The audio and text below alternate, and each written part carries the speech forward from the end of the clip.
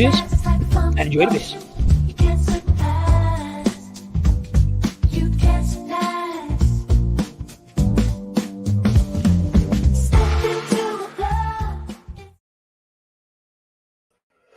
Yes. Good evening. Disco here once again with another live stream from in front of the cans and bottles here on the bar. I'm still creatively calling the Disco Arms, and as you can see, we have a guest in the building for only the second time on a new live show. A man who needs no introduction, so I probably won't give him one.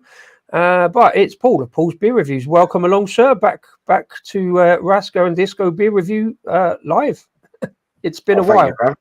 It's been a while, mate. Yeah, it's been at least 3 years, isn't it? I think since we've done this show together. Exactly. It feels a long time since I've seen you. It must have been 25, 26, 27 hours or so, isn't it? Oh, easy. Yeah, it's too long. Yeah. Just for completeness. Yeah, I popped in to see Paul yesterday up at Creative Juices, the brewery, which has become a second home for me because it's one of the few other places I've been up to recently, and I seem to have accidentally ended up there quite a lot. It's like we get to a Sunday or something and go, or Friday night and go, what should we do? Let's pop up there. You know? When the weather's good, like I say, it's one of the ideal places to go, isn't it? Really, when you're only down the road as well, it makes sense. So yeah. I mean, it's a little bit of a trek. It's a bit of a drive, but it is worth the drive. And like I say, sitting outside in the sun, it was a little bit hot yesterday, and it was a little bit busy. But it looks like you had a really good day there yesterday. Yeah, it was really good. Yeah, we were celebrating. We were celebrating the brewery's 5th birthday, and so we had it was also the launch of a new beer. So we had live music, food trucks. We had all the bars set up in the garden, Linda's on the go. So everyone was outdoors, everyone mucked in, and it was a really good day. We managed to Certainly was. Yeah, man, it was good. Popped up for the burgers. Burgers were really good as always in the tea shack. The beer in question is here, but I was going to do that last. I was going to come on to the other beers first. So I'm going to get straight onto your Tasty Beverage. Nice. I've got one as well. I'll crack one open as well. Oh, cool. Yeah, if you're doing the same, that sounds good.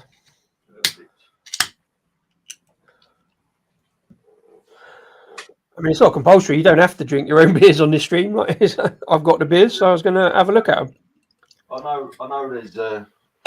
know there's one of them that I haven't actually got any of at home. I always find that funny when people work at a brewery. They don't actually have much of the beer at home. I always find that weird, but I often don't, because it's like I'm sort of dipping in and picking one up, and I've got so much other beer in the stash. I drink my own supply when I'm up there rather than being at my. That said, I've still got half a dozen bottles in there, and I've also got a bunch of bottles from like last year that were not quite sold. So I've got, and they're still really good and fresh, even though they're normally past the best before date. So yeah. There's a little bit of a joke developing on this channel on these lives in the 22. I don't drink in-date beer because I've got all the beer in the stash, and I only drink out-of-date beer. But these are all in date because I only picked them up yesterday. That's it. Yeah, but I'm the same. I've got so many out-of-date beers knocking around the house. It's a bit ridiculous, really. So I think my wife's on the verge of banning me from buying any more beer until I've drunk what I've got, basically. So I have tried to do that, but it's really difficult to do. Yeah, there's always something that comes out in there, and you think, I've got to have that. I've got to try that. It just gets silly. Yeah.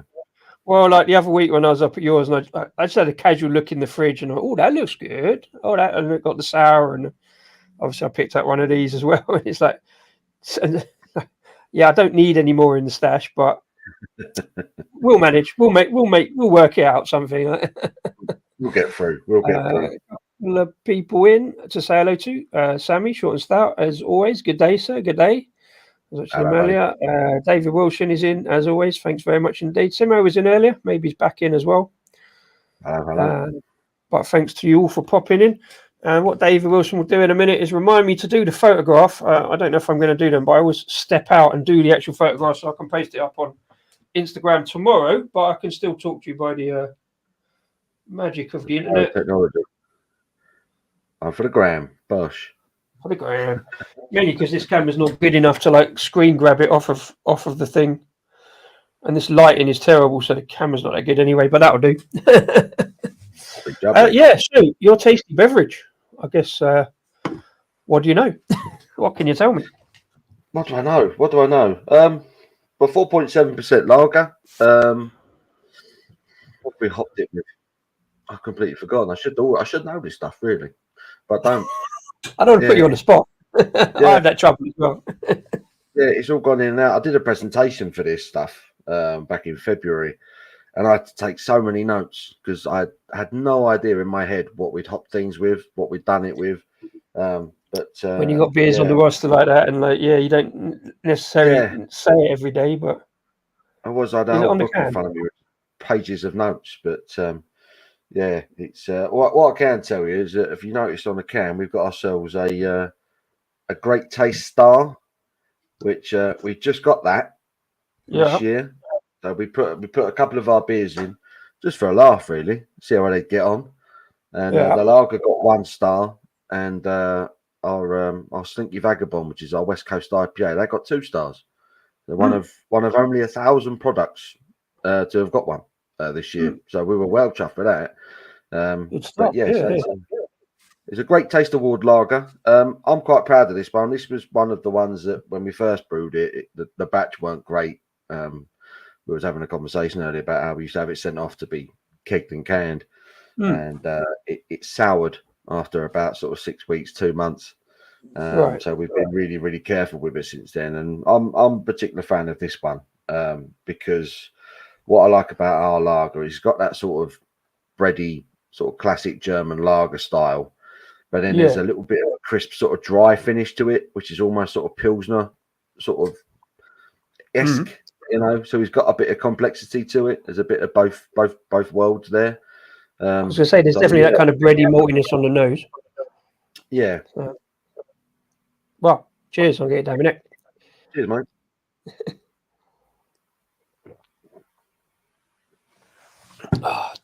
Having said that about David Wilson, he always has to remind me about the ticker because I always forget to do this.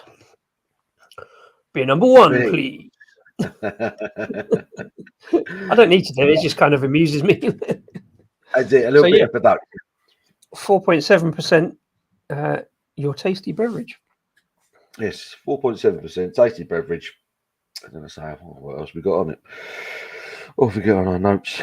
See, this is bad. I had this on tap, I think, a few times ago. I came up here and again.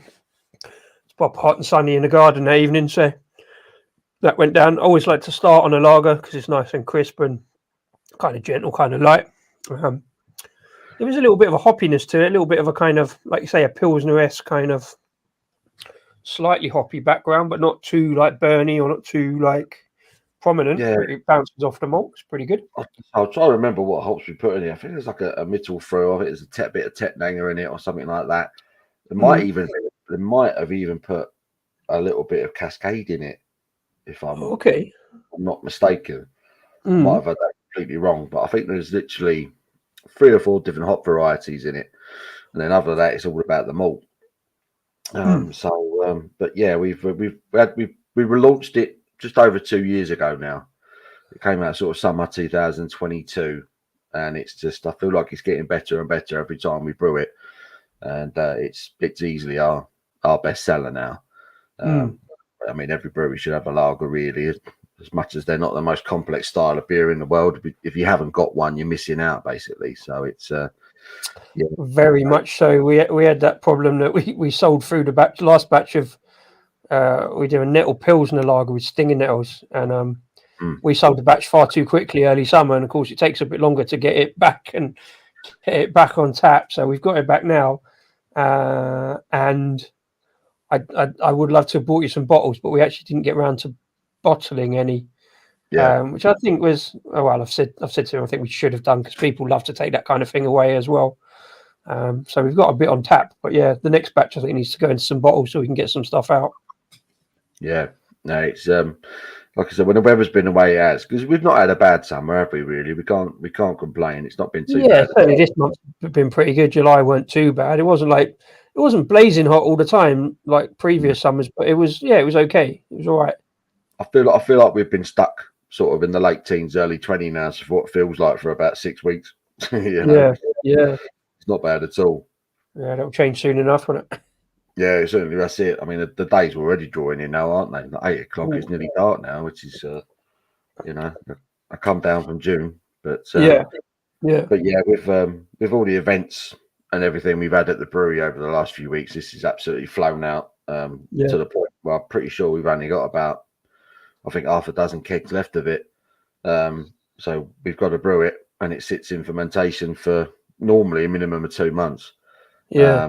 So that's I've you might have noticed yesterday I had a lot of pillars kegs knocking out the back, and Gotcha. that's literally putting a massive order with them because I've got to have a couple of lagers on, and if Just to cover the gap. Yeah. exactly that, ideally I like to have our lager and a guest lager on the tap line. But if I can't have any of ours, and at least I can have a decent one. So pillars, we like to fall back on them quite a lot. Toast with their Rise Up lager, that's a solid product. We get that in quite a lot.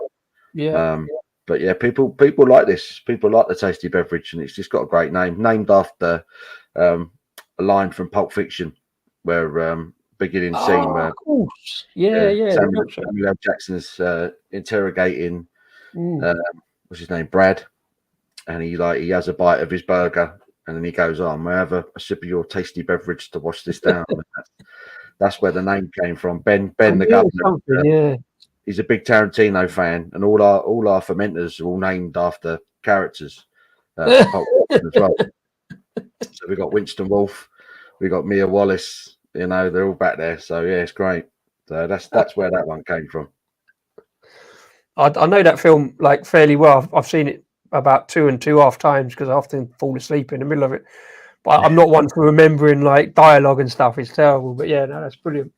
Yeah, no, the big. I was thinking the thing with Creative Juices is they're all about, creative arts and things like that. So a lot of the names of the beers come from movies or song lyrics, things like that. We've got another new beer that we're about to release this week, and it's named after a Jimi Hendrix lyric. So that's fresh in my mind. So that's what the sort of the Creative Juices bit is all about. So we've got that. I do like the beer names. I am a sucker for a good beer name. My only problem is obviously some of them are quite long, and I keep forgetting which ones are which. I keep getting confused, like especially when I'm at the bar. I have to remember which one is which one. But I do like the beer names. We'll get onto another beer name soon. Yeah. We keep talking about lager. I always get the question. It's like people come up to the bar who haven't seen our beers before. And it's like, what's your closest thing to a lager? Well, that would be the lager. That would be the Pilsner lager. Yeah, but I get it every day. Every day, someone will come into the bar. They look at the taps behind you, and if they can't see, the usual suspects, they're like, "What's the closest thing you got to a lager?" And I'm like, I could do you a pint of lager. But this is my lager, tasty beverage. But yeah, once people realise, once they've been in a few times that the beverage is our lager, then that's all they drink. So it's just that familiarising yourself with it. We don't sell big brand beers. We just won't do it. So it's, I think that's the top quote is that what's close thing to a lager, followed by, "Oh, this is nice. We didn't know you were here." Like, well. Yeah, found us. Tucked away a little bit. I mean, I guess you are as well, like being on a farm, kind of a little bit out of town and sort of just inside the M25. Like, no, let's be honest about it. We're in the arse end of nowhere, really. We're kind of in a tiny little village just down the M25 from Watford, called Maple Cross, which is right next to a slightly bigger one called Rickmansworth. Yeah, I mean, I always say Rickmansworth because they're more likely to have heard of that than Maple Cross. But exactly. So yeah, we're on a farm called Wood Oaks Farm, and the brewery and the tap room is in what used to be the old milking parlour of the farm. So whenever anyone ever comes there, you'll notice a great big pit goes down a few stairs, and there's a load of tables and chairs down there. And we get so many people come in and ask, "What was that? Was it a swimming pool or something like that?" And you explain to them, you're like, "No, it wasn't a swimming pool, mate. It used to be the milking parlour, the dairy parlour of the farm." So the farmers would be down there milking the cows, and they're like, "Oh, right, I get it. It makes sense," And then I draw their attention to the old milk jugs that we've turned into our light shades and everything, and we've got our taps. They used to be the cases that we used when milking the cow, so we still use those for our tap handles, So it's still got nods to what it used to be. Yeah, I mean, it is a lovely old a collection of buildings, really. So it's got all that kind of it kind of oozes history a little bit as well. It's like there's records of farming there from the 700s. Wow, 700s. So you tell that to Americans, they can't get their head around that. So yeah, I think ours is only about 1700s. Exactly that. Yeah, nothing existed before then, as far as they're concerned. So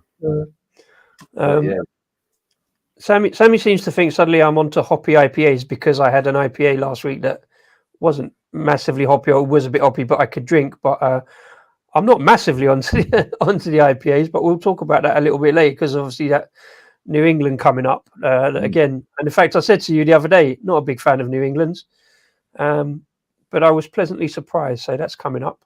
Yeah, so I had no idea you were that reserved with New England IPAs. So when you told me, I thought, oh well, bloody hell, we got one coming out.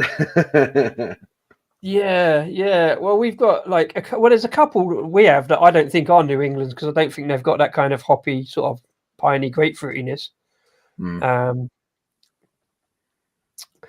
But I think we're brewing a dark version of one of our New England's as well this week, so that should be interesting, because I don't like dark IPAs either. Right. Or black IPAs, as they're called. So so that'll be interesting. But they are still a bit niche, aren't they? Black IPAs. A little bit. Yeah, I suppose. Yeah, but I mean, if you like the IPA, it's a good crossover into the darker beers. Henry, as always, thanks for popping in. Good stuff. Hello, mate. Talking to mainstream, he's on a Madry. Wow. Yeah. So I've had a lot worse. I've had a lot worse than Madry. I don't mind a Madry. I've never succumbed to the temptation, such as it is, of Albertan's finest. Yeah, I went out. I was out for my mate's birthday last weekend, and they were all meeting up in a Green King pub. And I walked in there, and I was just like, they had quite a large lager range and just one or two ales. And they had a couple of the Green King lagers, which I can't remember the name of it now. It's got an arrow on it. I keep forgetting the name of it. I've had it before, hoppy lager that they do, and it's all right. But they had Madry, and it was either the Green King lager, Madry, or a pint of neck oil. And I thought, I'm in the mood for a lager, so I'll go for a Madry. And I end up having quite a few, to be fair, so it couldn't have been that bad. Fair play. Well, needs must, I guess. Exactly. Stephen Butler, good evening. Thank you for popping in. Cheers up this dark, rainy Monday night in County Clare.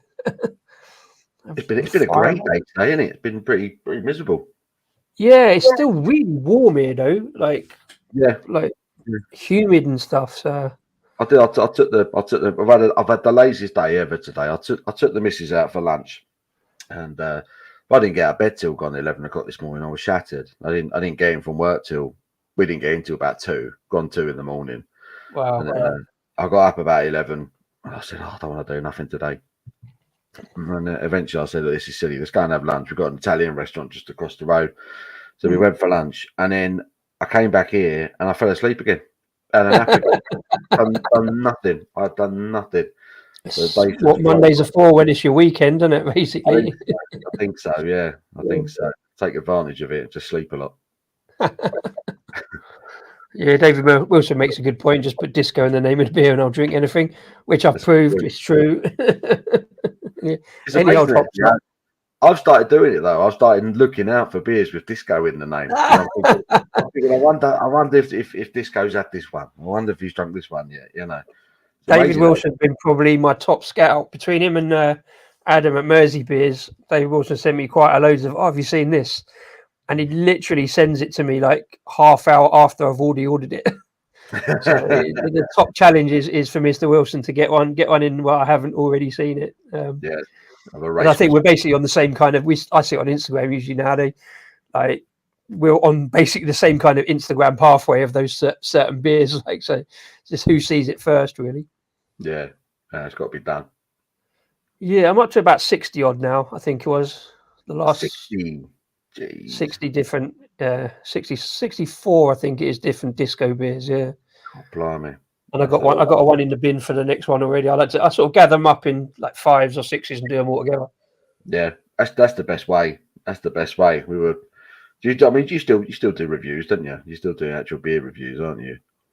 Yeah, I don't do as much as I used to, but every now and again I'll put one up on Instagram. Yeah. Mostly Instagram as recently has been the posting page for the beers I've done live. I just go on the following day, just like post them up, check out what I said and remind myself and do that. But I do one or two others. Yeah. I could put one up yesterday because I enjoyed the Hefeweizen so much and the New England. So yeah. I've been kind of doing it similar. We were having this chat yesterday about struggling to find that mix of kind of work and YouTubing. Find time to do it. And so what I've been doing is, particularly on a Monday, on a day like today, normally where perhaps I haven't been at work till 2 o'clock the previous day, I'll do 4 or 5 beer reviews in one day, and then just stick them up every couple of days, so it looks like I've been really busy. That's where I struggle, because I take my hat off to you guys like that. You can just do that, bash them out and put them up and obviously store them up and that, because I'll do one and then I'll spend the rest of the afternoon thinking about it, and I think, I've got to edit that a bit out because I've talked bollocks there, and I've got to make that make sense, and like I want to put a few other bits in to make it more interesting. And 2 weeks later, I've got 3 videos that I haven't put out because I'm still thinking about. I've got 2 in the bag at the moment that I really want to do. I'm bouncing off some other people's stuff, so I've got to get back to it. And then I sort of like, I'm like, even on a Monday and Tuesday being the weekend, but it's not the weekend now. It's like I don't really want to beer sometimes on a Monday, but most of the time now I've been doing, rather than doing videos because I haven't sort of had the time and it takes too long, I just put them into these lives because it forces me to just talk about the beer, and then I can like thing. And it's like it's not the way I want to do it, but it's the way I've had to do it just to get through the stash, really. And thankfully, people have been along to watch, so that's kind of quite good. I've done the same thing. Once or twice. So I just had a load of beers to drink, and I need to kind of get them out of the way. And I've just done a live stream, and I kind of wrote in the description here, I'll review some beers while I'm doing it, and I don't sit there drinking and talking waffle, So it's, I had this great pretense once I started this like new live show, like on my own. I was actually going to do the reviews live and put them up on Instagram, like do the typing, but then there's the talking and the comments and the drinking of the beer, and like I'll just do it tomorrow. Yeah. And then sometimes if I do it on a Tuesday, like I'm into work on a Wednesday, I never get time to even post it up because I'm like too busy with fermenting. And I forget I've uploaded them. All I got to do is go on YouTube Studio and go put it live. That's all I got to do, and a lot of time I forget to do it. Right? Yeah. That's why one of the reasons we was doing like premieres. We didn't call it a premiere. We just listed it for going live at a certain time, and then if I'm available, I'll be in to watch everybody chat about it if they are like. So. Yeah. Raggy's in the house. Good evening, sir.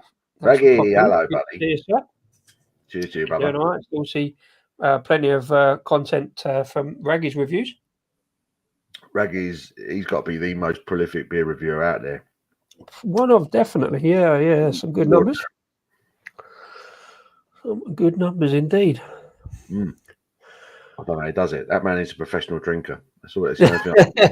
It's basically what I imagined I'd be doing on YouTube.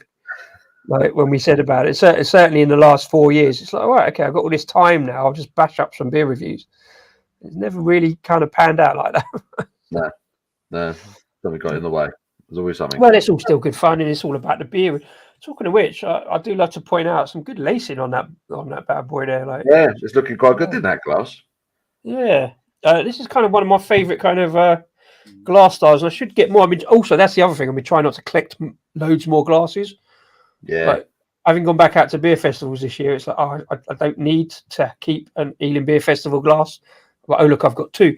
But I do like the shape of glass with like I can't remember. I always forget what they're called, but I've got 2. I need to get some more. Yeah, I had one I left on of John at Lord's, and I think the wife broke that one. So Do you have a preferred glass or a preferred? I've gone branded today. I've gone branded. You've got chalice, yeah. One of our own, but I think my go-to glass is the classic tulip pint glass.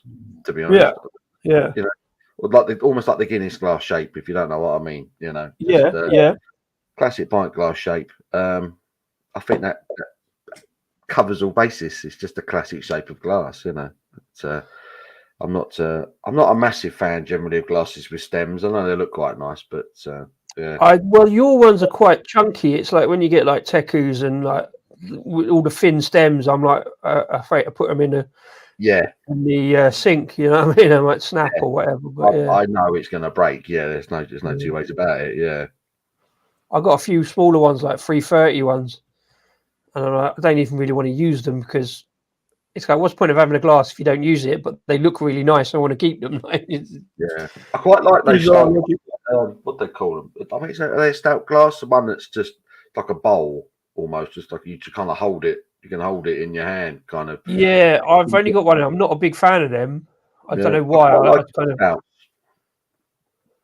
want something a bit thicker and a bit chunkier and a bit. Yeah, I've got a couple of them, and they're proper weighty. They feel like they could take a drop or two. I quite like those, but other than that, I like my classic tulip pint glass. Yeah.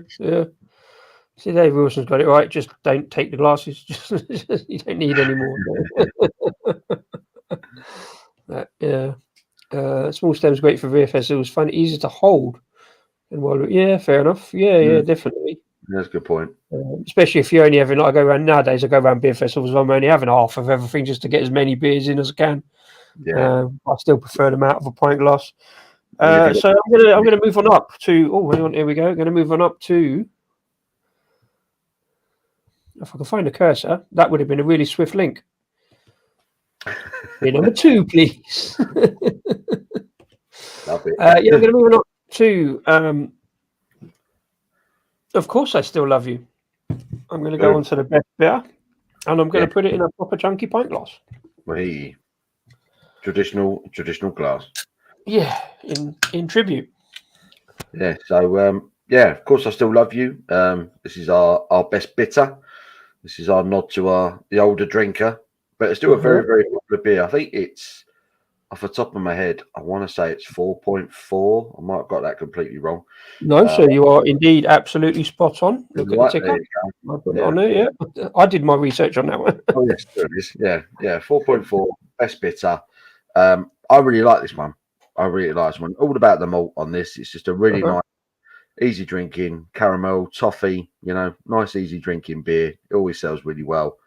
And it's the one beer where full-grown men really struggle to ask me for a pint of when they come to the bar, because I was gonna point that out, because you've gone like traditional best bitter, that you put that demographic in there, and it takes a man to go to another man. Of course, I still love you. yeah. Honestly, the amount of blokes who struggle with it, they're like, I've number 3. I loved a bit of it. Say the name. There you say it. Just to wind them up.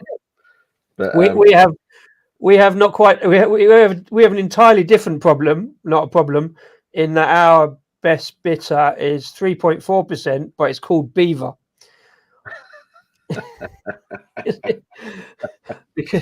because it was brewed to celebrate the reintroduction of wild beavers in the wood down the road.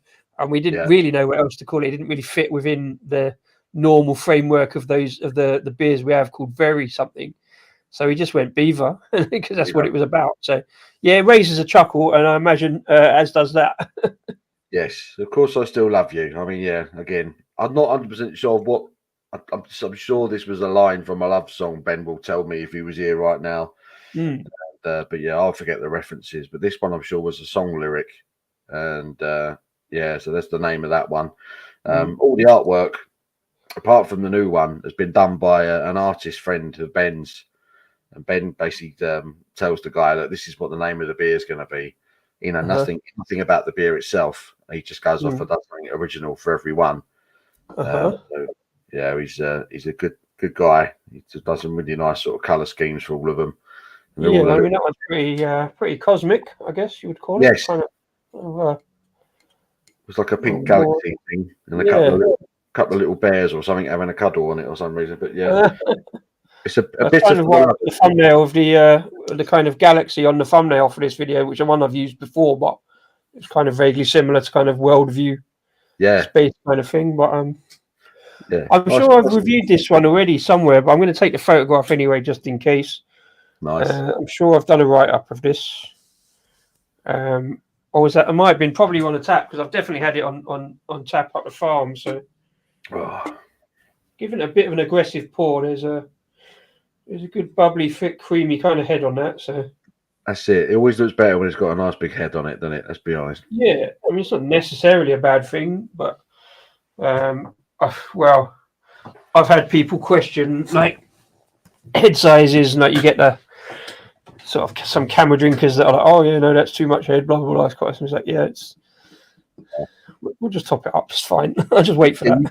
You get a lot of, well, I say a lot. You get the odd bloke that will come into the pub and they're like, "Can you top it up?" And I'm like, "You've got a pint's worth of beer in there, mate." I've just, they're like, yeah. I'm like, Well, okay. that's the old argument of pint to line or pint to brim and stuff. I think Yeah, a glass is a pint to brim.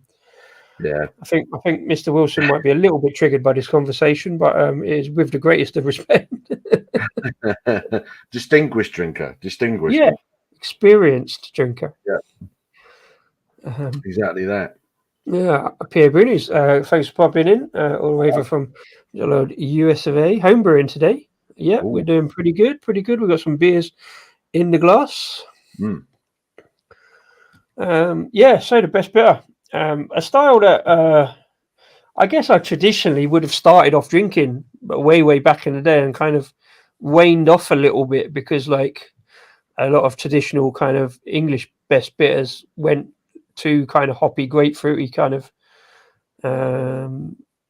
oakum for my liking, and I kind of drifted off it. But if you get a good, nice, balanced kind of hop note on it, Yeah. Again, I'm pretty sure we've only off the top of my head again. I should have taken notes. I should have prepared really. But this one again, it's all about the malt. It's quite a nice, straightforward one to brew. It's usually quite a short brew day. Of course, I still love you compared to a lot of the other beers we do. And it's the turnover is quite quick. We normally have it out of the tank in can within about a month, 5 weeks. yeah. So it's quite a quick turnover, that one, which is nice. But yeah, it's just got a nice malt bill, nice colour to it. I say very caramelly, toffee, nice, soft, easy drinker, and yeah, it ticks boxes for those who want it really. So yeah, Probably can't quite see it on the camera, but there's still, even on the darkness there and chill haze, there's a fair bit of carbonation releasing up the glass. There's some good clarity on it, but still with a kind of bit of kind of split into the haze. So looking good. Let's get it on. Cheers. good. Cheers, mate. I might crack open another beer. I don't have that one.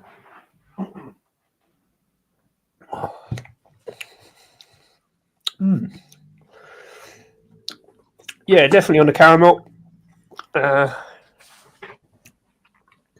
is a hop note to it, but it doesn't necessarily. It's not a challenging one necessarily. Like I say, some of the sort of best bitters and English IPAs with a bit of kind of grapefruit note and citra and stuff like that. So takes it back for me. It's quite good. Yeah, I think it settled fairly well into a big chunky head. That being, I probably gave it a slightly aggressive pour, I think. Yeah, I mean, I'm one who's pleased by aesthetics. For me, a beer looks good with a head on it. I'm just, someone gives me a beer without a head on it, I don't want it. I'm just like, I don't want that. Yeah, I mean, it depends, like, on the style as well. If you can get even just a quarter inch of it, kind of like you say, the aesthetics, it just looks like it's meant to be there, and it looks lively. It looks more lively, with that, even whatever carbonation you got on it. But yeah, I think there is a running theme with a lot of our beers that the PSI levels when we brew, they have been quite high, and that's not actually been an intentional thing. It was only when we started installing our new brewing equipment recently that we realised the PSI levels on our beers were a lot higher than what we really wanted them to be. Right. All our beers are generally quite lively, so we're trying to tone that down a little bit now, Okay. because we have had one or two of the cans. After a little while, when you sort of crack them, you do get a little bit of fluff. It will come out the top of them, you know. So it's like, oh, we have to wait for them to calm down. So yeah, our beers are generally quite lively, but we're kind of toning that down a little bit. But it takes nothing away from the flavour, that's for sure. But yeah. you will get a bit of life with a Creative Juices beer, that's for sure. yeah, definitely. And I mean, but that one doesn't. I don't think that is over carbonated. There's plenty of racing going on, but it's really nicely in the glass. It's a good one. So you got new brew kit. It sounds like an exciting development. So what have you gone up from to? We've been upgrading like mad this last year. Well, 2024 in particular. So we had two 2,000 litre fermentation tanks. Oh, wow. We had those from 2019, and then at the beginning of this year we got 3 more in. So we more than doubled brewing capacity, and then we've just literally the last couple of weeks we've just started using our own canning line, which you saw yesterday. I did indeed. I feel privileged to have popped in, and I was just standing there, and went, oh, hang on a minute, that looks new, and it did look pretty sparkly and pretty impressive. It's literally been used twice, and obviously you give it a good deep clean every time you use it. It's basically brand new and still shiny. I feel like I've dropped a little bit of an exclusive here, like breaking news. Well, that's it. Up until like a month ago, every batch of beer that we brewed was sent off for kegging and canning by a company up in Stoke-on-Trent, and it was costing us, a pretty penny every time we did it. So we wanted everything to be done on site. That was the plan, but these things aren't cheap, so you have to save your pennies a little bit to get these pieces of kit in. A couple of weeks ago we had it all installed, and we ran our first batch of a brew, and kegged and carbonated, kegged, canned, all on site. And that was the first one we did that with was our session pale ale. Which now all the batches that are coming out are now 100% made at the brewery, which is it's pretty awesome for us. So it's we've had to make sure we've worked our nuts off basically the last few months to kind of pay for everything. So it's I think it deserves its own breaking news banner. Creative sparkling new canning machine. That's it. Canning, kegging, producing all on site, which is it's very cool. It's so that basically means you can you've got more control over everything. You know what your batches are all about and where you're at. 100%. Like we've had a couple of batches. I mean, Creative Juices had a couple of batches before I worked there. But heard everything looked great when it was brewed. All the levels were great. Everything looked fantastic, and then it was all.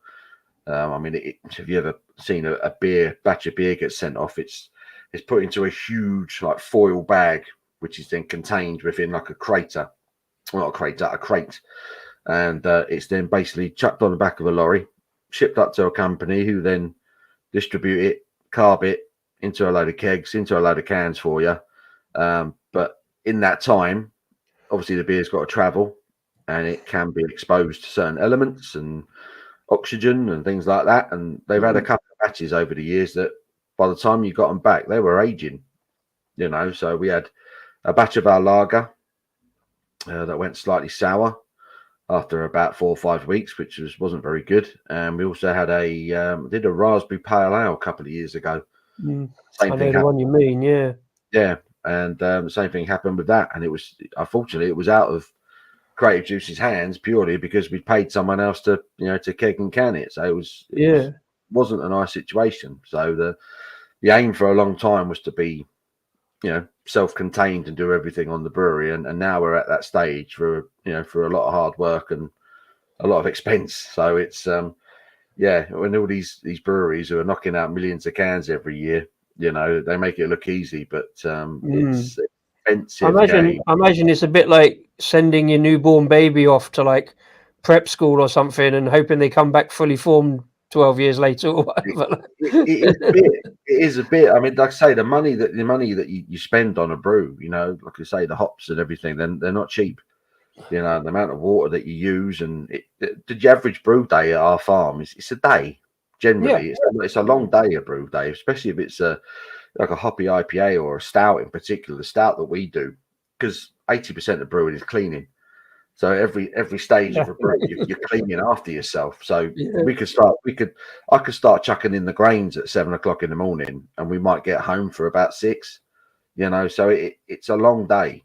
And then when all that hard work gets ballsed up because some plonker, left a bag open or something and bears got the beer, and it's a horrible thing to have to put on someone's shoulders, but it's not something you can blame someone for if they're not there. So being in control of everything, it's a bit eases the mind a little bit. Do me a favour though, Paul, don't tell my boss that you start brewing at 7 in the morning. Be getting you in earlier. Well, neither of us are really morning people particularly, but we've had a couple of 9 o'clock starts, and I'm like, yeah, that's fine. I can do 9 o'clock occasionally, eight if I have to, but because we're only brewing so like twice a week nowadays, like. But yeah, 7 o'clock in the morning would be a bit of a tough one for me to get in. But but conversely, if I'm sometimes still there at 7, 8 o'clock, especially in the summer, it don't matter that much. I'm fine with that because I've got beer on tap. So. I've done it a couple of times. We got there early, and I don't even remember how I got there. Do you know what I mean? It's just that I've driven half an hour up the M1 and then down the M25, and I don't know how I got there. And then I'm pretty useless before I've had a cup of coffee in the morning. But, it's mainly because like where I am, it's not a bad journey, but I tend to cycle or walk. I've started getting those hire bikes as well, like the line bikes. But I don't fancy cycling at 7 o'clock in the morning or 6:30 to get in there. It's like that would not function very well. But you're right, it is a long day, and a lot of people don't realise about the glamour of brewing is like, you got an early start. And then maybe sit around for a bit whilst the beer does its thing. That's it. And then do another process and sit around for a bit while that process is, and it's it's a lot elongated day.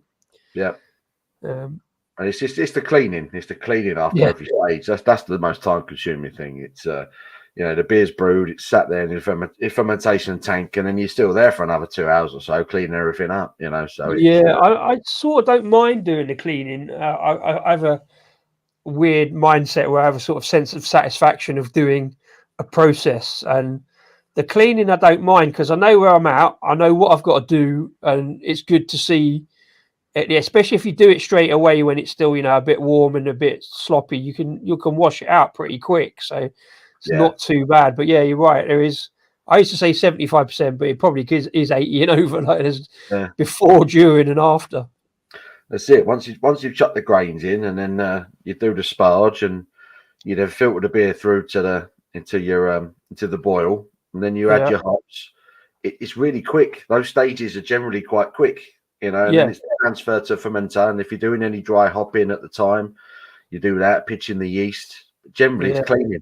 And then like you say, waiting around for the next stage. So you might get time to sit down and have a cup of tea or something. And but there's always something else to do in the meantime. Exactly that. So if I'm not in the brew house and I'm on my laptop, responding to emails and things, do we need stock here and there and everywhere? All the horrible jobs I have to do, But it's it's busy.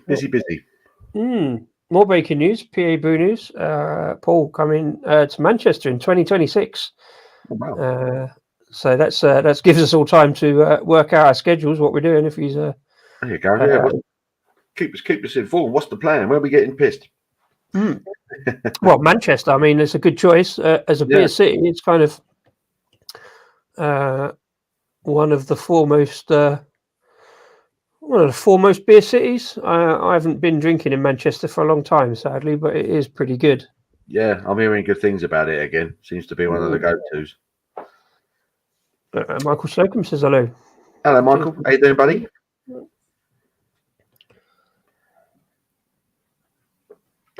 Yeah, what would be your list of beer cities in the UK? Would Manchester be fairly up there, I would think. Yeah, I think Manchester's up there. Bristol, I think, is up there. Okay, yeah, there's a lot of breweries in Bristol. Yeah, of course. What else? I mean, I quite like Liverpool. I had a really good drinking session in Liverpool a couple of years ago, which I quite enjoyed. Yeah, there's quite a few. Drinking Guinness in Liverpool, but yeah, we had a good night. I don't remember a lot of it, but Yeah, I didn't get to go to as many places. I was up for Beer X a couple of years ago, a beer exhibition.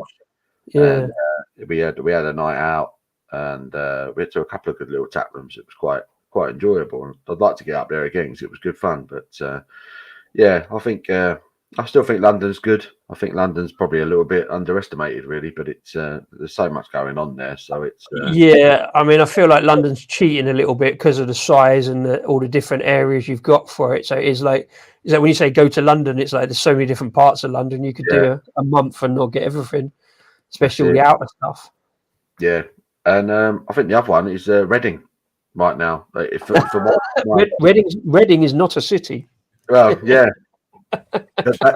In terms of a town, I could get into a lot of trouble in Reading right now because I think a lot of my favourite breweries all seem to be operating out of there at the moment. So it's to be fair, and it's now fair. I mean, even for me, it always used to be fairly easy to get to, and it is even easier now.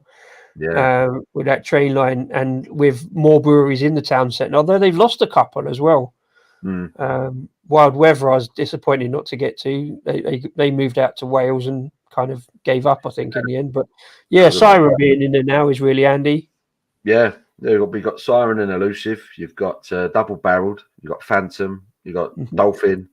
Who are all, I mean, those last three in particular, Double Barreled, Phantom, and Dolphin. They're knocking out some incredible stuff at the moment. Have Dolphin got anything like tap room or anything in Reading, or they're just outside Reading? I think. Yeah, I don't think they have it. They do a lot of like local pub sales and things like that. They kind of knock it out to other bars, but they're doing a lot of collaborations with some of the other boys there. So they just done a really good sour called Echoes. That was a collaboration with Phantom. And normally I'm not a sour drinker, but apparently Dolphin really took the lead on this one. And it was, I mean, my wife is a big sour drinker, and this one, honestly, it nearly stripped me gums. How sour this bugger was. It was so fruity, like massively refreshing. But I mean, like, after a few mouthfuls, I was just like, I can't taste. But it was an extraordinary beer, really good. So yeah, I mean, I hear nothing but good things about Dolphin. I need to get some more of their stuff in. But yeah, I think they're kind of a bit like Creative Juices, really. You know, it's quite easy for them to go under the radar a little bit. They're still kind of ickle in terms of the area. Yeah, very much so. Yeah, but when they're getting collabs with the local breweries, and then I presume Elusive and Siren is the next collab kind of in that area, isn't it, for them, really? Yeah. I know David Wilson was in Reading recently last month, so I'll tell you what, I've had invites from Double Barreled and Phantom to go to the tap rooms because I buy a lot of their beer for work. Yeah. And they've said anytime you want to come down, it's all on the house. I'll tell you what, if you come as my drinking partner, David Wilson, we'll get battered for free. That's what I've been promised by both. So I've got to take it. Yeah, he'll do that. He says Birmingham is still his favourite. And Birmingham is a funny one because there are a lot of breweries there, but I think Birmingham's a much more hotbed of like traditional kind of beers, like more real ale kind of pubs and stuff like that. But there is plenty of good stuff to be had in Birmingham. I've had a couple of nights out there. I'm a massive Glasshouse fan, and I say they're right up there in Birmingham. They're one of my favourites, Glasshouse. I think they're terrific. I've not got into them yet, again, because of, largely IPAs, double IPAs, etc. So I haven't really, unless they bring a disco beer out, I haven't really. I'll have a word. Can you do it, please? Yeah, another one I buy a lot of, Glasshouse, really nice. Craft Beer Fest, it's great, but it takes a lot of boozing to get your money's worth. But if anyone can, Simo, you can, and pretty much anyone on the panel and in the comments, really. It's the track, isn't it? I mean, London Craft Beer Festival. I think what was the ticket? Was it 60 quid for the ticket? Yeah, as much as you can, but you've got to get there, And I think I was talking to Paul from Rate My Beer when I was at London Craft Beer Festival the other week. Yeah. And he was saying that Simo wanted to come, but the cost of the train down was extortionate. Yeah. So it's not worth it, So, but then they have it in Manchester, don't they? The craft beer festival up there, same company that run it. So, I think there's one in Birmingham as well. Yeah. Beer animal, Mr. Wilson. Aren't we all? He certainly is. Play. And but yeah, and you've been doing lots of other good stuff at the brewery, like events and stuff like that as well. Yeah, we I mean, because we're a little bit off the beaten track. We're not always the kind of the first place that people think of to come and drink a pint. We're almost a kind of once you know type of place. You know, when you come there and you realise what we're knocking out, it's like, wow, why haven't I been here before? That's my aim. That's obviously my job as taproom manager, is to make sure I'm providing the best sort of service that I can give, and make sure the beer that we're producing is good quality, and the beer that I'm buying in is good quality. So but yeah, other ways that we've been doing to get people in is having food trucks. So we've been doing something called Foodie Friday throughout the summer, which has been a massive success. It's done really, really well. So we have a different food truck there every Friday night. So people have been coming down with a family and feeding the kids, and there you go. I mean, admittedly, that's from yesterday, but it's the general deal. The general deal. You get a snazzy wristband with it, yeah. So yeah, you come down, come to the bar. It's a top banner. It matches up beautifully. So yeah, no, we've been doing the Foodie Friday, so that the people have responded to that really well. We've got 2 more of them left this year. Obviously, the kids are back to school in the next week or so, I believe. So it's all going to quieten down again at the weekend. I'd imagine. So we're during the winter we get like sort of acoustic music in the bar, like comedy sets. We get comedians in and things like that, just to get punters in. We do a quiz once a month, and they're getting ridiculously popular, like standing room only now most months, which is really good. But are you quiz master, or are you? Ben is the quiz master. Ben is the MC. He loves doing the quiz. That man, he does it every month. And there's always the penultimate second team, the team who comes second bottom. They get to choose a subject for the following month's quiz to try and get them back up. Random, yeah. So every month there's a different theme. So we've got our quiz next Thursday, and the specialist round is the Spice Girls. So if you've got, I bet you had fun researching that for the question. Oh, yes. I'll be looking forward to see what he comes up with for that one. But Ben, it's an interesting idea actually. But I because I used to do loads of quizzes like before lockdown, even during lockdown, I was doing like 3 quizzes a week. So I got loads of questions stored up.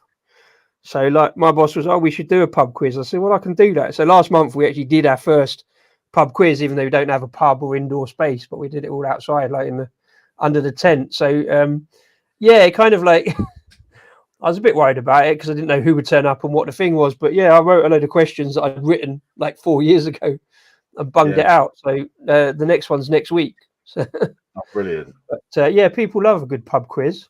It is amazing, isn't it? How many people do love a quiz? And it is. It's nerve-wracking when you lay something on, when you start doing something. Yeah. You're like, how are people going to respond? And it's repetition, it's consistency. It's almost like the old if you build it, they will come type of thing. The Field of Dreams reference. It is, if you just keep doing something, it grows. But I mean, we've been really, really lucky because, like I say, we've been doing Foodie Fridays since June. We've had only 1 week where it absolutely battered it down with rain, and no one came out. But other than that, the first week we had a company. I'll do a little shout out to Killer Waffles. I missed that one. I wanted to come back for it. Are you getting them back? They're back this Friday. This Friday, mate. They are honestly, shout out to Killer Waffles, St Albans based fried chicken company. They've got the most gnarly former services truck that they serve their food out of. Okay, their food does look. It's incredible. They do it's a wafer cone, like a soft cone, and they fill it up with fried chicken, and they put like macaroni and cheese in with it, spicy sauces that they make themselves. It sounds really odd, But if It you does. look at Yeah, that's what I was going to say. It doesn't like make a lot of sense to have it in that kind of syrup, but I can guess it's salt and sweet and kind of savoury and stuff. So it makes, I can get it.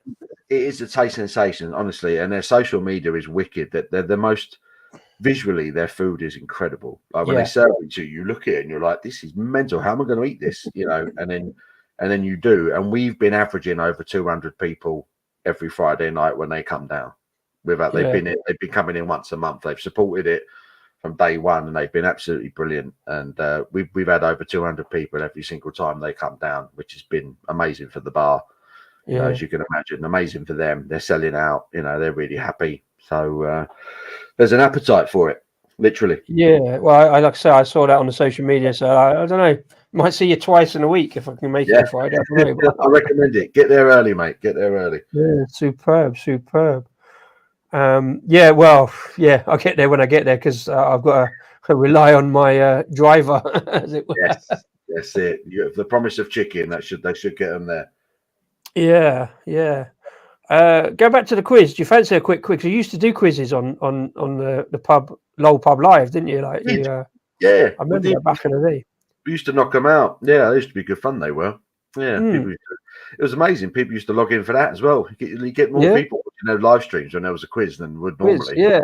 100%. Well, let's try that. Like, because I wrote some questions. Like, do you fancy a really quick? Talking of food, do you fancy a quick daft round of the quiz that I did last time? Let's do it. In the first Perivale pub quiz. I'm up for it. Okay, good. Right, this one's easy. It's really simple. Basically, it's guesswork if you don't know it. I've done a round because I stole blatantly off the internet. I've done a round called cheeses or diseases. And it's really simple. List of 10 names. All you have to do is decide, is it a cheese or a disease? Oh my God. Sounds like an 80s game show, right? It does. Something of shooting stars or something. Yeah, basically. Right. So you're up for this, right? Okay. I'm up for it. Number one, Ambras. Ambras. Is it a cheese or a disease? I'm going to say it's a cheese. It is a skin disease. Oh dear.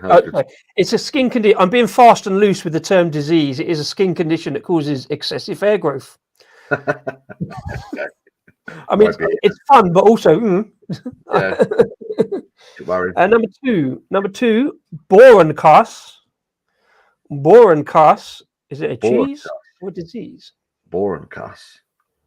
I'm going to say cheese again. You'd be right if you know a bit of German or Dutch. Cast, Kaas, is German, Dutch for cheese. So yeah, it's a traditional Dutch cheese.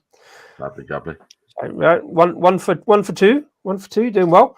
Number three, Brinkburn. Naturally, I'm thinking it's a disease, and that's probably why it's probably going to be a cheese, isn't it? This is the thing. It's like, no, 50-50. Yeah. Sounds like it should be a really painful disease. I'm gonna go cheese because of that very reason. I don't think it's possible to burn your brink because I don't know what a brink is that you can burn. So yeah, you know, right? That is a pasteurised goat's cheese from Northumberland. Yes. Yeah, 2 for 3. 2 for 3. And number 4, Chancoid. I'm gonna say that's a disease. Yeah, you'd be right. It's a rather nasty STI causing genital sores. Oh dear. All the fun on this quiz. So we're 3 for 4. And number 5, Erdheim Chester. That's got to be a cheese, isn't it? Erdheim Chester. I'm saying cheese. It's a disease, rare white blood cell disorder. I played this afternoon with my mate in Australia who's a doctor, and he didn't get that one. So. Erdheim Chester. I thought, that sounds delicious. Yeah, got to be. Number 6, Addison's.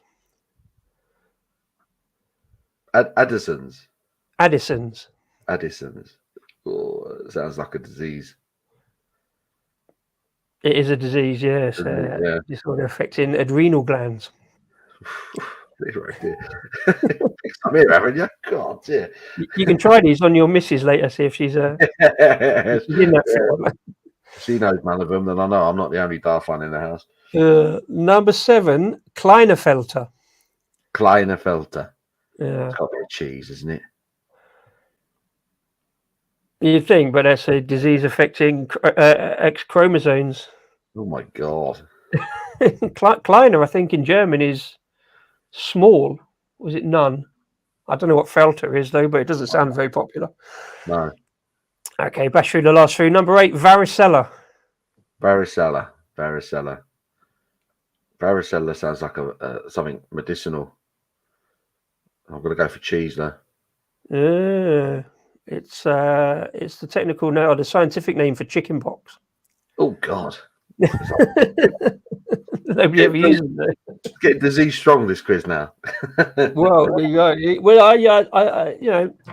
you either do one of each or like alternate it, but then people can guess that, so you have to mix it up a bit. Exactly. All right, now getting down to business end. Number 9, Mizithra. Mizithra. That sounds like a disease. Mm, I'm going to the logic that I used earlier. It sounds like a disease, but because of that, I'm going to say it's a cheese.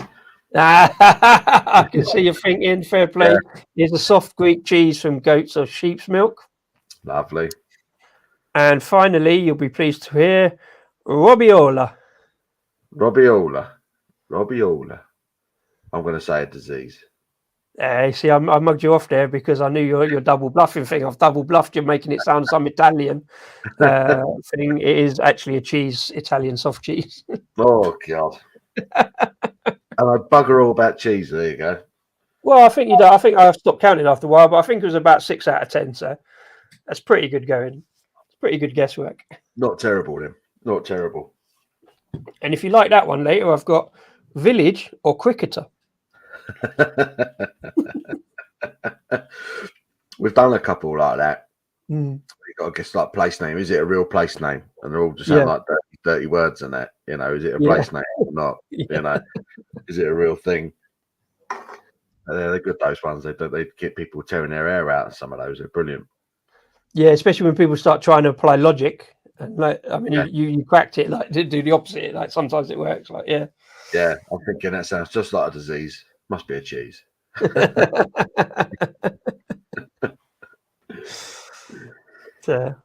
it. That was a good one. Jolly good. You can have that one of me. I'll have a word with Ben. Disease or cheese? Yeah. I'll put it in next week's quiz.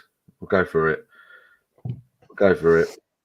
Well, at some point, I'll come up for the quiz as well because we love a good quiz, but Thursday's a little bit difficult. But yeah, Thursday's a tricky one for a lot of people, but they're getting really, really good, and luckily they do well throughout the winter as well, which is always a relief. Because it's a good inside thing, isn't it? So, are you carrying on the Foodie Friday, like through autumn, or you stop? No, we've literally got 2 more of those. Oh, right. We've got Killer Waffles. Killer Waffles this Friday, and then next Friday, which would be the 13th, we've got some Caribbean jerk chicken night that we're having. So there's a guy called Ricky who has an organic fruit and veg farm on the farm. I know. Yeah. His mate is like a sort of a Caribbean chef, so he's bringing him down. They're going to do like jerk chicken dishes. And they're going to be serving it with the greens that are all grown there on the farm. We've got a DJ coming down, knocking out sort of Caribbean beats and all that. So it's going to be a nice way to kind of round off sort of the summer and the Foodie Fridays things that we're doing this year. And then we'll pick it up again early next summer. And it's done really well. And we've now got sort of foodies approaching us now. Saying, can we come and sell food there? So the demand is there, but we also know with the nights are starting to close in a bit now, and people don't want to be sitting in the garden because when it's dark at 5 o'clock come the end of October, it's just not going to work, and there's going to be too many people in the bar, so we can only seat. I mean, if you've ever been in there, anyone who comes down, you'll see how small it is. We can only get 60, 65 people sat in there. So when you've got Killer Waffles who are getting over 200 people, it's just not going to work. So but I mean, it's a classic combination of beer and food, isn't it? Especially like that's it, burgers on the farm or whatever. So in the tea shacks. Well, I'm toying with the idea of doing something on Saturday afternoons, but again, if the weather's rubbish, you know, it's just they're just not going to make much money. And then I'm kind of the I'm of David the Wilson's next question. yeah, Saturday afternoon. Yeah. And I'm kind of the thought that less is more sometimes. You know, if you're doing it all the time, the novelty's going to wear off. I just think if we do it every now and then, you know, because we have events and parties and things every now and then, and there's a food truck there. So we have occasions where there's going to be something there, but I just think for a weekly basis, I think the weather needs to be good, really, you know. So, and we've got indoor things lined up. You know, Christmas is just around the corner, so we're planning for that as well. So, it's horrible. It's coming up in conversation now. It's like, what you're doing for this, what you're doing for that, and it's just like hospitality, isn't it? You do have to think about these things. I mean, we're just sort of talking about, like, you know, like pumpkin beer season and Halloween and stuff like that before we even get into Christmas, but that's also in the back of the mind as well, isn't it? So and when you've got a brewing schedule, you know, because I mean we're talking about knocking out like a sort of a winter spiced version of our stout, and it's like, yes, okay, please. Yes, please. Yeah, that's this thing I've been pestering Ben about. I was like, we need like a winter spiced version of the Colours stout, because Colours is a lovely stout as it is, but if we had a little bit of sort of winter spice to it, we could just do it a small batch. We've got a pilot kit in the brew house, you know, we could just do a small batch. Yeah. But the fact is, if we're going to have it for Christmas, it needs to be brewed within the next month, really. Well, yeah. So, we're talking about doing a pumpkin spice one for like Halloween, and then it will go into Christmas as well. But you've got to brew that now, haven't you? You know. Exactly. Don't tell my boss I said this, but what's a brewing schedule? Yeah, it's the same at ours. It's the same at ours. Getting the governor to actually commit to brew dates isn't the easiest thing in the world, because you always find something else to do. So, well, this is the thing. There's so many options, and now we've got probably slightly too many core beers that we keep rebrewing because they're so popular. Yeah, and people keep asking us for the regular rebrews. Yeah, that it's sort of like squeezing everything in. I mean, he has got a brewing schedule, you know, not formalized, but he knows what he's doing, like, you know, and it's a case of like, we've got to get this stuff in to do this, and like you say, we've got to think about stuff now for next month. Yeah, it is really tricky. It's like we haven't had our West Coast IPA. We haven't had Slinky on for about 3 weeks now, and the amount of people that complained, it's just like, Slinky. I was like, it'll be back in a few weeks. It's brewed, it's in the tank. We've just got to get it ready for canning and kegging. And the lager, we're down to our last few kegs of the lager. Until all the tanks are empty, that's when we brew it, and then it's going to be another couple of months until we've got it back. So we're looking at sort of, you know, probably closer to November now. We have our lager back. So we need to make sure that you know, stouts and things are ready for those colder days, for the longer nights type of thing. So it's the brew schedule is it can never be straightforward, because if you've run out of one of your big sellers, you've got to prioritize it. You know, as much as you want to brew something a little bit more fancy, you've got especially if you get a sudden run or whatever, like unexpected, like you just get a big party in or whatever, like several weeks. We've got a big 50th birthday party on Saturday the 14th. We've got one the following Saturday on the 21st, and you know they're all going to want lager. You get all the lager drinkers, you get a few IPA drinkers, and apart from that, it's mainly spirits, things like that. You know, so you got to make sure you got all the stock ready for that. And then it's only the beer kinos that come down. They want to try all the new beers. They want something different, you know. We rather than me buying input beer all the time, it's nice to have a good range of our own on tap, you know. We've sort of got the other end of the scale. We got all of our beers. We haven't really had a guest beer in yet, but we have been sort of pressured into getting a guest cider and a guest. We got mead in the other day. That was quite kind of popular as well. Yeah. What cider did you get in? I got a guy called Luke Cider. He's over in I think he's Walthamstow now. He was Camden, but he gets all his apples up from either Hertfordshire or Dorset, one of that. But he's like evangelical about pure apple ciders. He won't touch none of this fruit cider malarkey. And I'm not a big fan, and I've told him this. Made a mistake of mentioning I prefer the fruit ciders because I prefer the sweetness. Apples I find a bit acidic, and a lot of ciders. But his cider, Luke's Gospel, is like really smooth, really nicely balanced on the acidity, and just really, really, it's like apple juice basically. It's only 5%, but it's a really quaffable cider, apple cider. I really like it. Yeah. I am. We get so many people that come in and ask for cider. We don't have it. I've never had cider on draft because we've only got the 10 taps, and I'm always a bit reluctant to have anything but beer on one of my taps. A little bit anal with it, but we have bottled ciders and canned ciders. But I have toyed with the idea of having a regular cider on tap.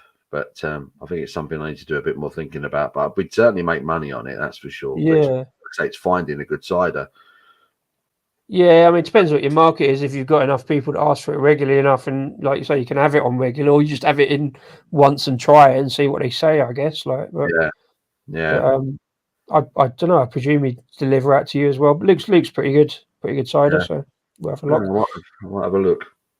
I saw one the other day. We was at a beer festival the other day in Boston Manor, and we got a couple of kegs of Gosnell's mead on, but there was this mead company down South London, and they got a town on like the whole like Scandinavian vibe on mead, like an old traditional kind of thing, and they went really to town on it and did the old like Viking drinking horns of mead and like the old the fur and the leather kind of outfits and stuff like that, and really good lads.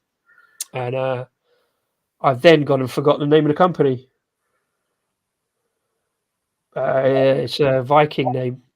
Is it bottled? They got like sort of posh black labels on their bottles? They've got posh black labels on their cans. Right. I bought a bottle of cherry mead last Christmas. I was running a bar at a Christmas fair, and there was a bloke there selling all this sort of Nordic fashion mead. I bought a beautiful bottle of cherry mead. They do a cherry mead. That might be them actually. Yeah.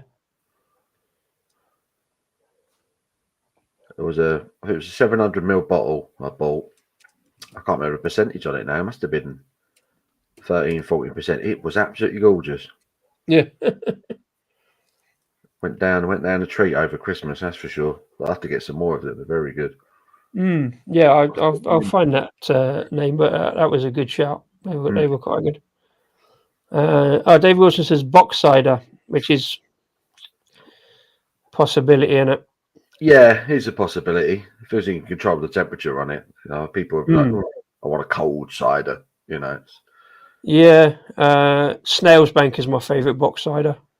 Yeah, they do a really good cider. Have you had anything from Six Hills in Stevenage? No, worth a look. Nice little craft brewery in Stevenage. We did a beer festival over there last year. We went over there and had a bar. We were next to a guy who had a cidery, and I got absolutely bladdered because we kept sampling each other's drinks and that. So it was us. it was us, the cider guys. It was what they called Abbeydale. They had a bar there. Oh wow, yeah. And Bianca Road. Based for us, it was just the four of us. It was only a little festival, basically in their car park. And we was all trying each other's drinks and that. And luckily, Abby was working with me that day, and she was driving. And I was sampling matey's cider, and it was gorgeous. But the lowest one he had was like 7.5%. But it was good stuff. But Six Hills, they're worth having a look at. They're doing some nice stuff over there. I've heard of Three Hills, but Six Hills is stepping it up a notch. Yeah. I didn't realise there were many hills in Stevenage, Yeah, no, they're Northampton. It's free. Voltona was that mead company. Voltona Meadery, yeah. I've probably still got the bottle somewhere because it had such an awesome label on it. I think I kept it. So I just remembered I normally do this kind of.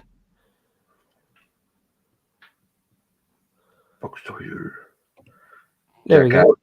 That pricked his ears up. Oh yeah, Jack Howard's in talking about me. The Viking. Here he is. Yeah. There we go, Voltaire with the old like outfits and like the big drinking horns and stuff. Look at that. Bloody hell, that is an outfit. That's commitment to the cause. That. His top of his legs are missing. What's happened? Oh yeah.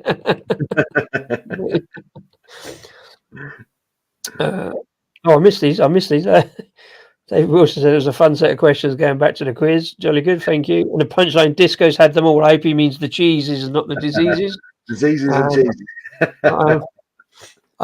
I am minded to go and check out some of them cheeses. Yeah, all good. Jack, cheers for popping in, man. Thanks for saying hello. Good. How are you, Jack? Hope you're well, buddy.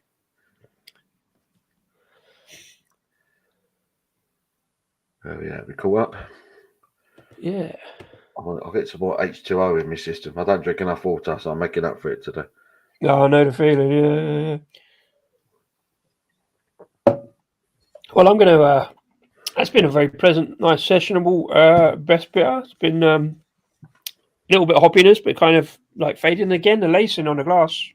It's fair play, good stuff. Yep. Yeah, I must say, I'm not overly biased, but I think we're knocking out some good stuff at the moment. Are we moving on to the new one? Are we? Talking of good stuff, and I did say this to you yesterday. You said you got a New England IPA, and I'm still not convinced about this being a New England IPA. Not that I know that much about it, because there's different like styles and types. But yeah, so this one, you mentioned it earlier. Watching the Moonlight. You did tell me the hops yesterday, and I can't remember either now. Yeah, literally, it's Citra and Mosaic. That is it. Classic, Wow. classic hop This will be combination. interesting news to most people that have watched this channel on a regular basis, and you've probably heard me say this about disliking Citra generally. Mosaic is another one I find challenging, I think. Yeah. Again, I say we got an IPA with Mosaic in, but it's also got Citra and Galaxy. I'm not sure actually. Again, I forget. I should know, like off the top of my head, but I forget that one all the time. But this one yesterday, I had half of it because I didn't think I'd like it, and I went back for another pint at the end because I enjoyed it. So never a bad thing. Kind of. I don't know if you can see the haze, but there's a kind of definite orangey kind of. It is. It's more of a darker, almost like a darker orange haze to this one. Yeah. That I find with most other New England IPAs. Now we literally launched this yesterday on Keg for part of our 5th birthday celebrations. Do you need to do your beer 3 thing? Oh, no, David Wilson's missed that. Now you're reminding me. Yeah, let's go. Beer number 3, please. Yes. I have to do that manually as well. I've not recorded that and put it over each banner. I just have to say it each time. You have to cue yourself. I love it. Right, beer number 3. Watching the Moonlight, 0.5% New England IPA. Oh, I haven't done that right. Look. That's it. Have we got it? The wonders of technology. Oh yeah. I have to get it all right. Like people complain otherwise. Yeah. Right. Yeah. 6.5% New England IPA. You said about head earlier. That head's gone quite light on that. Yeah. Same as mine. Yeah. I noticed that when I was pouring it yesterday. It doesn't hang around. Definitely didn't. It didn't. I didn't actually find that affected it at all. No. Really. So this is the first New England IPA. There it is. Yeah. So come on, man, sort it out. Yeah, this is the first New England IPA we've ever brewed. So one of the first things I started whinging about when I first started working at the brewery, I mean, it'll be 2 years in November, was that we don't have a specific hazy tropical pale or IPA. So we have a core slightly tropical pale ale called the Light Fandango, but it's filtered. It for me, I've never been a fan of it. And the fact is, all the hazy IPAs and hazy pale ales that I buy in sell. They always sell really quick. Yeah. If you go on Untapped, the New England IPA is always the most checked in style of beer in our area. We need to have one. So I basically got a pretty simple homebrew recipe. Plonked it in front of Ben one day, and I just said, "Look, let's just get it going. Just get it going because I can't keep buying in all this beer. We should be brewing one." Yeah. Goes because I know if it's got Creative Juice's name on it, our locals are going to want to drink it. So obviously we upscaled it all to an industrial, size brew, and we finally gone with it. And so Citra Mosaic, we got someone in who kind of helped with the whole water conditioning thing to try and make it as soft as we could. Mm-hmm. Obviously, being in the outskirts of London, the water conditioning isn't the best around here. So you have to kind of work with it and do what you can do in preparation. It's the most expensive beer we've ever brewed, just in terms of the hops amounts and the quality of the grains and everything involved. And it's the first IPA that we've kegged and canned on the premises. Right. So it's a big deal. The artwork on the can was literally a photograph that was taken by the owner of the Northern Lights a few weeks back that I completely missed. From the farm? No, that was taken from Canterbury Park. In Watford. Down the road. Yeah. So the owner lives just round the corner from it. So he got up and took a really awesome photo of it. And we had the cans printed. We now have our cans printed rather than labelled. So yeah, launched yesterday. The feedback's been really good. And So this is Jack Howard, I think, is a little harsh when he said citric equals lemon bog cleaner, because I don't necessarily get lemon, but I can see where he's going. But that's what I always say about Citra. But I think either Citra's changed, or my palate has changed, or something's occurred. Certainly in this one, I don't get a massive grapefruit hit from that hops. I think I said yesterday I get apricot, oddly, kind of apricot tangerine, maybe. Yeah, it's quite orangey. And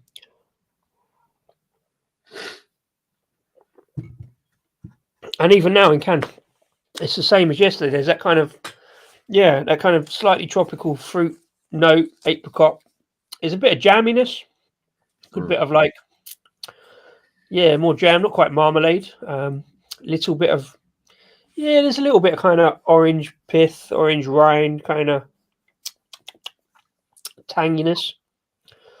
But yeah, I'm pleased it's exactly the same in can as it was on keg yesterday. It's kind of got that same note, and obviously it's like really fresh into package, so it's gonna sit like that. But yeah, I quite like that one. Well, the cans are literally available from Wednesday, so you're pretty much the first person outside the brewery. I feel once again having got the exclusive on the canning line, I've got a can off it as well. I'm quite pleased. We don't break much news here on the channel, but that's really good, man. So thanks for that. No, you're very welcome, man. So we're really happy with it for a first crack. It gives us something to work off. It gives us a platform to work from, So it's the feedback's been really good, and like I say, people want these hazy tropical things, and it'll sell well. So we're happy with it, and I think that's the exact word, balance. It's a word I've used a million times in my beer reviews. Is why I'm a massive fan of Sierra Nevada. They're the only brewery I know that can knock out an 11% triple IPA and for it to taste absolutely balanced. Like there was no other way it could ever taste. Like, it's just perfect. I think it's a very well balanced New England IPA. This one, it's not there to blow your mind. It's juicy, it's soft. There's a little bit of a finish to it. I just think it's a very crushable New England IPA, and I'm quite proud of it, to be honest. Yeah. For a first crack, I think it's half decent. So, I mean, I disagree with you vehemently on Sierra Nevada being balanced, but I haven't had that much. But right, that's interesting. Yeah, me and Shark have a big bounce off about Sierra Nevada, because I did that show with Shark when he came on Instagram, and I actually got some Sierra Nevada for the first time in years, and I still didn't like it that much, just the pale ale. Oh, wow. I had another one. I had the tropical IPA or tropical pale ale as well. And I'm like, no, it's just too much hop for me. I see Dave Wilson there says about the combination of those two hops, they balance. I think they can. Well, clearly they can, but I think generally there isn't the balance between the hop note and the kind of spiky grapefruity citra and like the maltiness and the softness of the body of the beer. Yeah, but it is amazing how sometimes the smallest element can completely distort a flavour of a beer. You know, from the outside looking in, it's a very This beer is a very simple New England IPA recipe. We just went for the 2 hops. Yeah, Classic combination. We used as good a malt as we could afford, which compared to a lot of other breweries, we can't match them. You know, for the quality of the ingredients that they get in. The water conditioning is very standard. You know, the water that we're dealing with isn't going to be the best quality because we're so close to the city. So it's you do with what you can, really. Yeah. You know, but we're quite chuffed with it. Like I said, I think it's a very drinkable New England IPA, and a lot of people that were coming up to me yesterday saying it's lovely, well done. Yeah. When I told them it was 6.2, they didn't believe me. No, actually, that's a good point. Yeah, it feels a bit lighter than that. I just got a sudden bit of kind of orange sherbetiness going on, and I say the citra is there, but it is balanced and in check, and it is really juicy. Like I say, apricots and mandarins and that. As I say, and I'm with Jack Howard on that one. Citra isn't normally for me. Maybe my palate is changing a little bit. Like we had, I think you've got a bottle, or you had a bottle of the very hazy, which is put out as a New England. I'm not sure it is, or like 6%. But it was an all Citra lineup, and I'm like, Mike, what you doing? I hate Citra. And then I tried it, and when I actually swore at him for making me drink a Citra-based beer that I like, and it was all Citra. And I'm like, and then we bought it's got a rotating hop lineup. The one that's on the bar at the moment, a very hazy's got Motueka and Nelson and Pacific Sunrise, and it's even better because it's a bit more kind of orangey. Yeah, and I didn't think it was as good as the one with Citra in it, and I'm like, wow. Yeah, it is. I only realised this year that I'm not a fan of Simcoe. I've been drinking beers for ages with Simcoe hops in it, and then I actually got round to drinking a single hops double Simcoe IPA, and I couldn't finish it. Couldn't finish it. It pairs well with other things, but on its own, it weren't doing nothing for me. You know. Yeah, Simcoe's again. You're always learning about yourself and your beer tastes. You know, they constantly change. I think Simcoe I find a bit drying, kind of like they've got that kind of dryness on it. Yeah, absolutely. I'm not so keen on. It goes in stouts a lot, doesn't it, to have that kind of coconutty dryness. Yeah, there is exactly that. There is almost a spiciness to it, and just for me, it just needs something to balance it out. So I wanted. That's why these single hop beers are good, because you learn a lot more about what you do enjoy, why you enjoy it, why you perhaps you don't enjoy it. You know, so you can take that into what you're drinking going forward. You know, this would work with that hop, or it wouldn't work with this hop, that kind of thing. You know, so breweries come out with these single hop beers. I'm always quite interested to try them. It's something I should do more, just to learn more about the hops, because I still can't differentiate a lot of them, apart from the ones I know I don't think I like. But yeah, I should do that more often. Really, we're always learning. We're always learning. You know, is there any oats in this? Is this? Yes, there will be oats in built to this. I feel like very, very kind of lightly used, because it's got that kind of mouthfeel, but not heavy on the. It is soft, but it's not that soft, pillowy, oaty kind ofness. But it's there. Yeah, in the back. We had a bit of a balance. But I think there's slightly more hops than there was wheat in it. I think we might have even chucked a little bit of rice in it as well, if I remember correctly. Oh, okay. Just to kind of make it a slightly lighter, rather than a palate clinger of a NEIPA. We wanted it to be quite drinkable. But there was definitely oats in it. That's why it's quite soft. I think as far as our beers go, it's probably the softest beer we've done, hence it being the most expensive one that we've done. But it's for a first crack, I'm quite satisfied with it. And I was telling you earlier, Ben's brewed beers in the past, and he's put them in front of me, and I'm like, no, it's crap. Yeah. And I just thought that we ain't going to be able to sell that. And I've always been quite brutal since I stepped in the door there. I'm just going to say, oh, it's good because it's got the company name on it. If it's not very good, then I say, so. I think you've got to be, haven't you? Because you are in some respects coming at it from a customer angle, having been a customer effectively of any brewery, really. Yeah. You can't just say, oh yeah, that's great, boss. Because you've then got to go and sell it. Because if people are asking you about the beer on the bar, you've got to sell it to people. That's it. I think Ben knew what he was getting himself into when he approached me about the job. And that's why he wanted me in there, because he wanted someone that was interested in beer rather than someone who was just going to be a yes man and just trying to keep the customers happy. And my view is, if you want the customers to be happy, then you got to put beer in front of me that I want. So I've got control of the buy-in, and when it comes to the brewing, I'm saying to Ben, we need to do this, we need to do that. And like I say, this is nearly 2 years of pestering. We finally got all the core beers brewed, and then we had time to brew a New England IPA. And I think this, along with the lager and the West Coast IPA, this will be one of our big sellers. I'm pretty sure of it. So I think so. Yeah, and I mean, if it had been earlier in the summer, then even more so. But obviously, even still now, late summer. Ideally, we should have been knocking this out in June rather than the first week of September. It's daft, but again, that's brew schedules and how they don't work for you. You have to be flexible about it. Yes, bloody nightmares. So, but no, we finally got it out, and like I say, it's we're all quite satisfied with it so far. We're just now it's going out into the wide world this week. We're hoping that it does all right. That's what we're hoping for. So Well, I tell you what. That was I was going to say what I talked about yesterday, because I put the review up yesterday of both the beers I had yesterday. I put 2 in 1. Because at the time I only had a half of this one, and I didn't realise I was going back for another pint as to how good it was going to be. But let me just remind myself. What did I say? I don't know. It was good, so it's not a problem.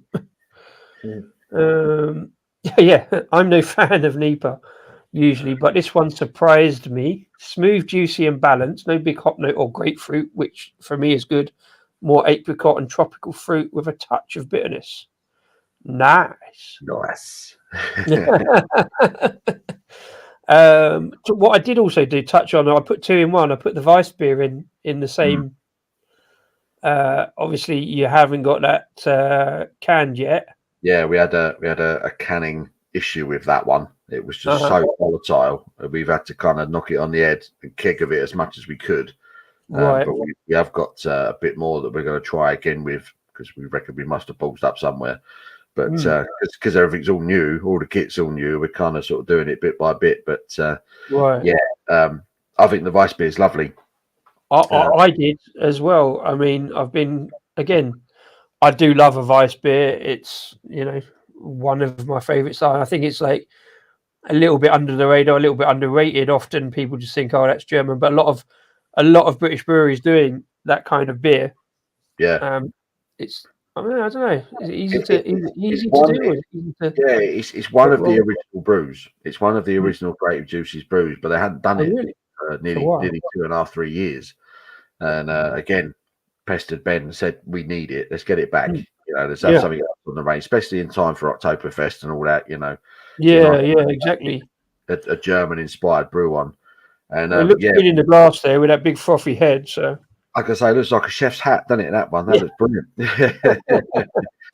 But I love the fact you picked up on the smokiness, because, I say, we used a smoked malt, just a touch of smoked malt in it.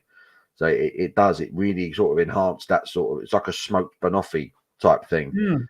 And, I didn't realise that at the time when I wrote this. Like I say, that's what I picked up on. Yeah. I didn't know whether it was because it was coming off like eating like the burger, the cheese and bacon burger. Yeah. But it was also pointed out to me that was that smokiness. But I said like barbecued banana fritters, and I've never had banana fritters on the barbecue, but I'm aware it's a thing. And like kind of like those banana candy sweets used to get in the corner shop as a kid, kind of thing. Yeah. But yeah, so it had some smoked malt in it, which is different, a little bit of a twist. Yeah, yeah, but not enough to be like it's not. a Bamberg, like a Schlenkerla kind of thing. Yeah, that was it. Because I'm gonna say Ben is a big fan of his German beers, as am I. And we spoke about Schlenkerla and how they smoke the malts and how they have like a fire going underneath the malts and everything, and then they chuck it in with the beer. And we kind of discussed it briefly. Would it be an idea to maybe use a small amount of a smoked malt variety just to kind of enhance it a little bit? But yeah, it's not something that's done a lot with Weiss beers, but we went for it, and it's come out. Let's say I thought the flavour's lovely, but it's so hard to control. It's just Weiss beers are volatile anyway. But this one's been a bit of a nutter. So I'm glad you actually got some in before we capped it, because I got fed up of chucking froth all over the place. So it was playing up a little bit yesterday. So hopefully we can get it under control. But yeah, it's another one. But it's on tap now. It's pouring quite nicely behind the bar. But I think the Linders were too cold for it yesterday. I think it was misbehaving a bit. Yeah, no. Well, I mean, that pint I had, I didn't go back for another one because I went for this. But it's really like drinkable. I mean, look at this. Like, we haven't been chatting that long about it, and I've knocked that back. Like, I keep going back to it, and it's like it's like a little fruit burst. Yeah. There was a bloke, Jonathan, who's one of the regulars, and he loves New England IPAs. And the first word he said to me was crushable. He said, just how drinkable it is. It just goes down. And I think it's what you said. It's not overly hoppy. You know, it's there. You know, but it's not like, it's not over the top. It's just a drinkable, hazy IPA, you know. Yeah, there's like a touch of zest or kind of pith of kind of sort of citrus fruit, but it's got the fruitiness in the background to balance it out. So, yeah. I think Mr. Wilson would love a pint of that as well. Get yourself down. Yeah, great. Good evening to you. Hey, buddy. Break. The other thing, quickly, because I've taken up enough of your time already, I did want to talk about the old mango hot sauce. Yes. I'm not a big fan of chilies and hot sauce and stuff, but as you can see, I bought a bottle yesterday and had a little bit with a burger. Went down really well with a bacon cheeseburger there. Ooh, nice. And I had a bit on my lunch on my cold pizza this afternoon, and it does. It's a bit darker than I thought. I was imagining a hot sauce, a mango sauce, to be kind of a bit lighter, brightly orange. But it's funny it's funny how it works. So that is that's something else you got the exclusive on yesterday. We've got that is the grain the chili sauce is made using the spent grains from a mango pale ale that we've just brewed. Yeah. And we're launching. Well, we're kegging and canning that this week. It's called Kiss the Sky, which is a Jimi Hendrix lyric, and it's run. We've done it for Watford Proud. They do their sort of pride celebrations every year, and we've brewed a beer for them. The beer's going to be called that as well. Yeah, it's going to be called Kiss the Sky Mango Pale Ale. It's going to be 3.6%. So we've even got the Watford football badge on the front of that. So I noticed that this afternoon. Yeah, they've endorsed it, which is a big deal for us. So we use a lot of our spent grains and we make chili sauces from them. And so that one is from that's more of a marinating chili sauce. It's quite sweet, quite tasty. But with the Weiss beer that we were just talking about, we've had a mental hot sauce made for it. So it's got Carolina Reaper and Ghost Chili in it. Yeah, I gave that one the swerve, to be fair. Yeah. I think you've done well there. I had a spoonful of it and my mouth was still on fire half hour later. It goes really well with this as well because of the fruitiness and the apricot kind of tropical. Yeah, that if you just want a nice sort of, spread on top of your chicken or a nice marinating chili sauce, that one is probably the one I would go to. But I went with roast chicken walkers, so exactly the chicken. That's what we do when we test them. We open up a bag of crisps and took some sauce on them to see if we like it or not. Yeah. So we're all about reusing. There's a little burn there that is going to my upper limits. Yeah. Because I'm really terrible with chili. I've taught myself over like the last 30 years get a bit hotter each time. and it's going there, but the fruitness kind of balances out again as well. It's really nice. Yeah, I think that would be really good for marinading chicken with that one. The other one we've just released, the I Am the Danger, which was used from the rice beer grains. That's a nutter. That's for your hot food challengers. That's the one they're going to want to eat. So I suppose with that kind of smoked malt in there as well, that lends itself a little bit to an extra bit of heat, doesn't it? I suppose. Yeah, it does, and it's good fun. Like I say, a lot of the grains they either get they feed the horses on the farm. We got another farm just down the road. We give him some of them as well, so he can feed his lot. But generally, a lot of it was just being chucked. So then we had a local chutney and sauce producer in the area said, "Oh, we can use it to make some chili sauces with it." So we've been doing that now for about 18 months or so. Oh, okay, yeah. That's something I'm really interested in because a lot of our grain goes. I mean, it doesn't get wasted. It goes on the compost because we got obviously vegetable growers and flower growers on the farm as well. So it goes on the compost. So it kind of gets used in a way. But I'm like, there's got to be something else we can do. Maybe making cakes or scones or some kind of snacks or something with the spent grain. Yeah, but that's interesting because we were talking about a hot sauce because the very pale we've got is a kind of tropical fruited kind of pale ale notes. It'd be that'd be great. Bung some chilies, and we have actually got a mango sour coming out, and I'm like, that'd be great with a hot sauce because the chilies would cover the sour a little bit, and you just got the mango fruit coming through. So I'd be interested to work out how that works as a recipe. That'd be interesting. Got me licking my lips now. That sounds. Yeah, I've got the rest of these. I've got the rest of these crisps to finish.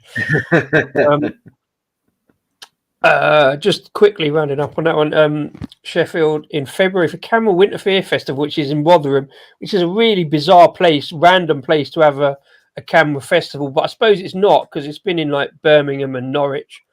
But Rotherham is sort of slightly odd.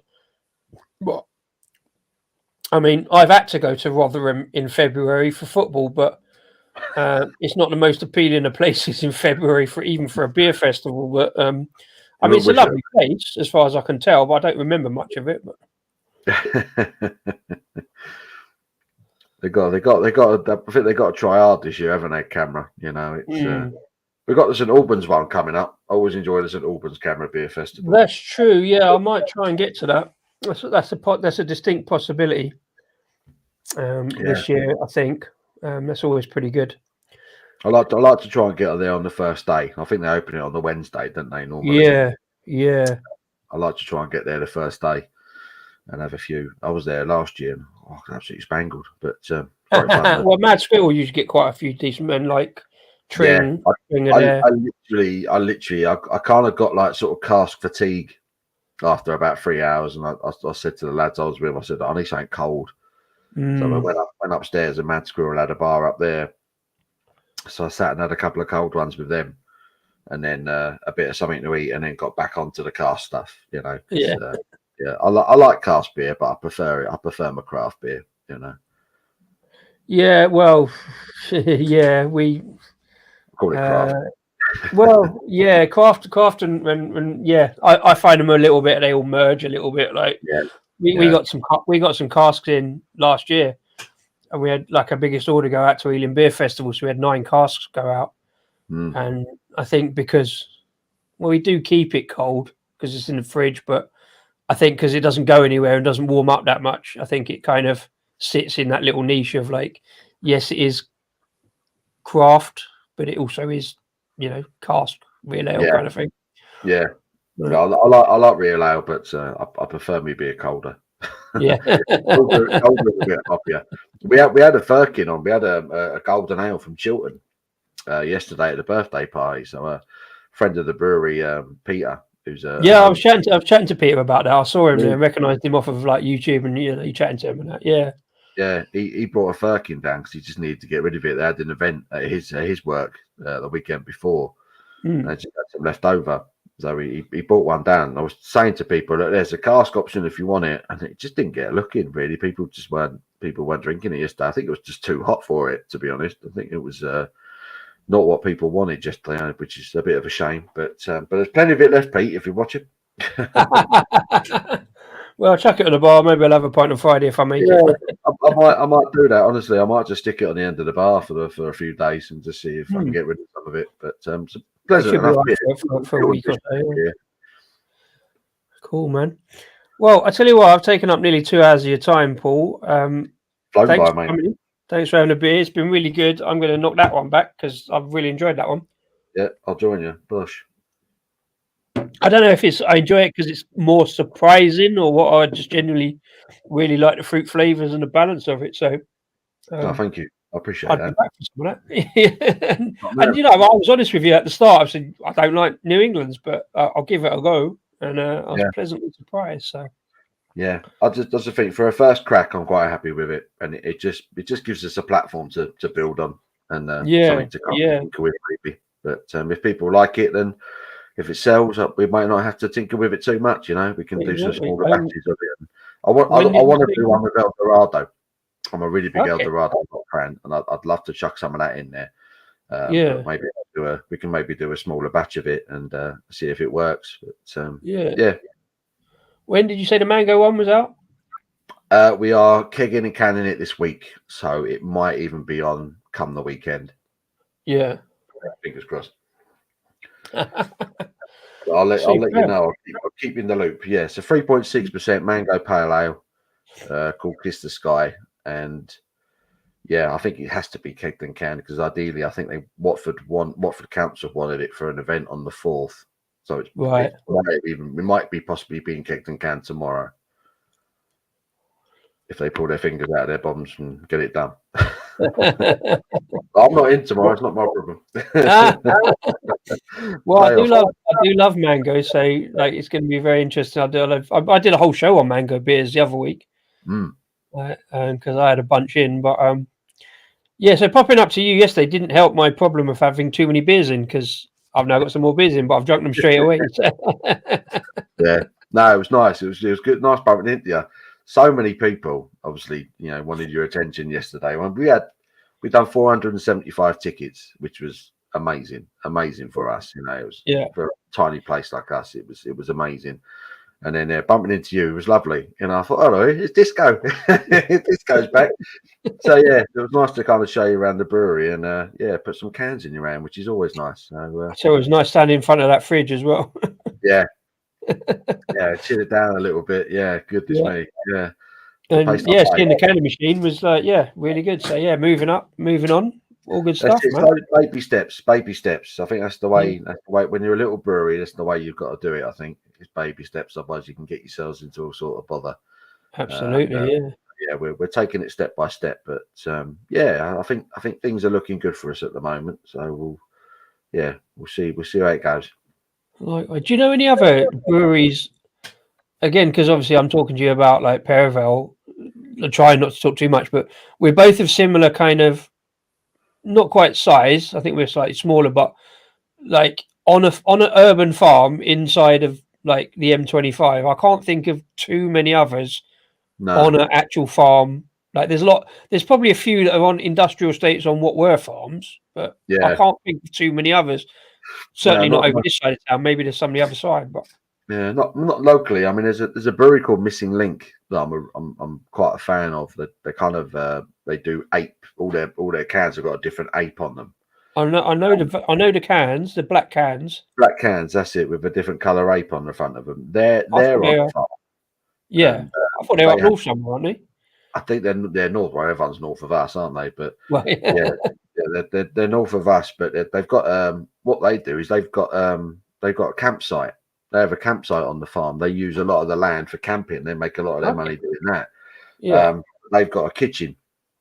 So what they do is they kind of hire out the land for camping on it, and then they cook dinners and that, So it's so that's kind of, I think they probably make more money out of that than they do the beer, but they're doing really good beer.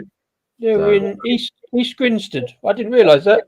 Yeah, down in Sussex, just south of Gatwick way. Right, so it's not even that far away. Yeah. No, it's only it's probably just out of the M25, I think. Yeah. Is that something you have the option to do, like campsites or staying in the field? Because you've got a few fields like next door. Yeah.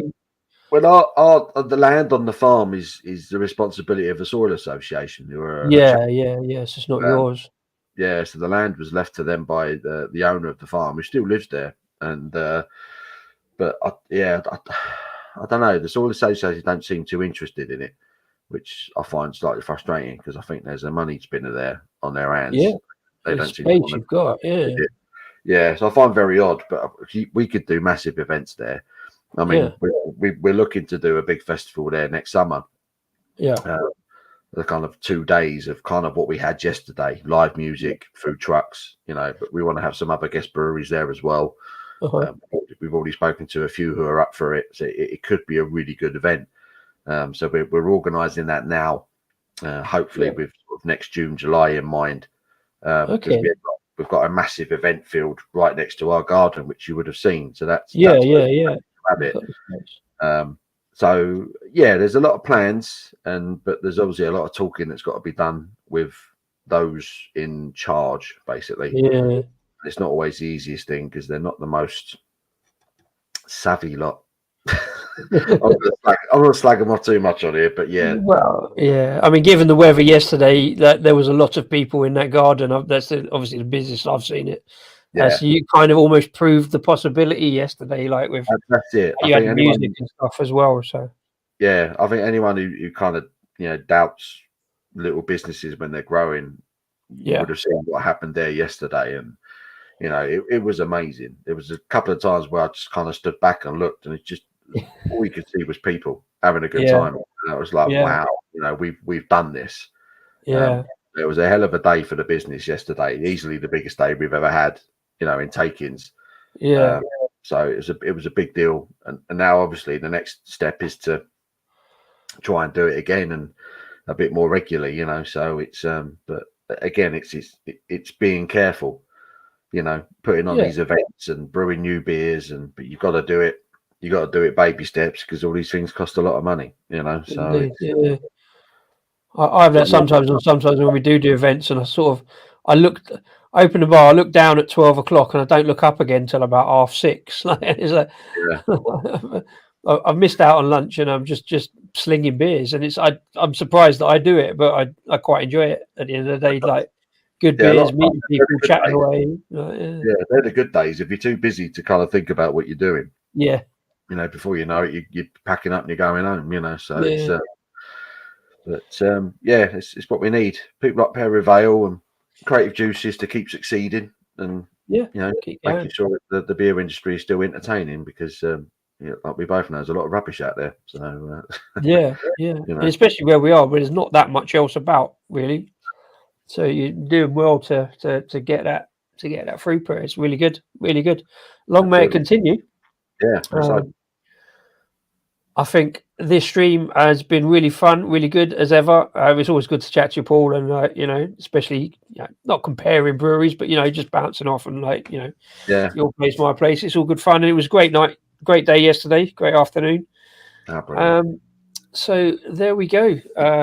And it's Stephen Butler says the same. Why not have another one for each? He's trying to get us to drink more beer. Well, I've never say no to another beer, but was it bloody hell? It's nearly 11 o'clock. I've got to figure about going to bed. It is, yeah. I normally try and keep these to an hour or so, but we've done 2 because we've just been chatting away. So, what it means, what the other possibility is, let's have another one another time. Definitely. I'll come and have a chat at your place or something. We have an home and away leg, maybe. Yeah, that sounds good. I've enjoyed it. So I appreciate you inviting me on, mate. It's been good. Well, once we get some more bottles in, I'll get some of our bottles over to you. I'm up for that, mate. I enjoyed the last load you gave me. They were lovely. Oh, superb. Yeah, man. That's all good. So, thanks everybody for joining in and all your comments. And if you're watching this afterwards and still watching, chuck a comment down below. Like, subscribe. I probably should have. I will put a link to Paul's beer reviews, but everybody watching this probably knows Paul's beer reviews as well. Need to get Paul. Yes, well, like I say, he's had a 6-pack, and what I actually need to do is get some of the sours in bottles for Abby to enjoy. But we didn't have any last time. but we'll sort that out. And yeah, I'm hoping to get the lager into bottles. We didn't on this batch, but yeah, we'll work that out in the future. And I look forward to more visits over to Wood Oaks Farm for Creative Juices and some more evenings.